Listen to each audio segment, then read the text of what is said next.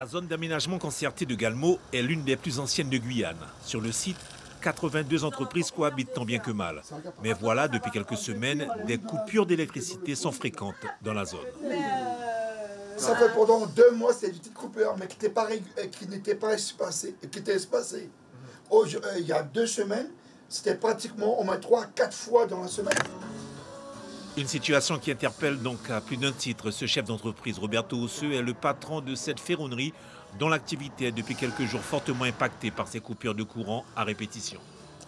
Là, aujourd'hui, on a des clients qui sont fâchés parce qu'ils veulent ça nous met en retard dans notre planning au niveau de la production. Et qu'est-ce qui se passe? J'ai des clients mécontents.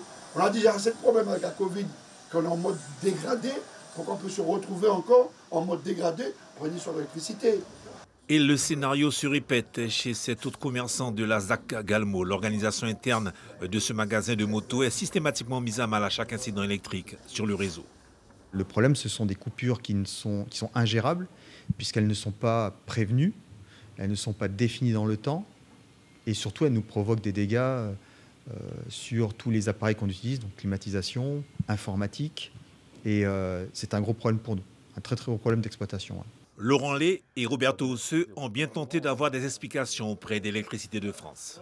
9 fois sur 10 où on tente de les contacter sur un numéro qui est censé être un numéro de dépannage, personne ne répond.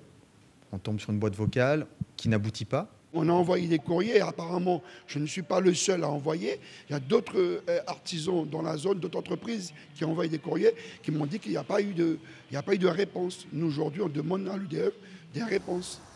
Nous avons tenté en vain d'obtenir des réponses à ces nombreuses coupures dans la zone Galmo auprès d'EDF Guyane. Sollicité à plusieurs reprises, Électricité de France a semble-t-il fait aussi le choix d'un blackout en ce qui concerne sa communication auprès de notre média.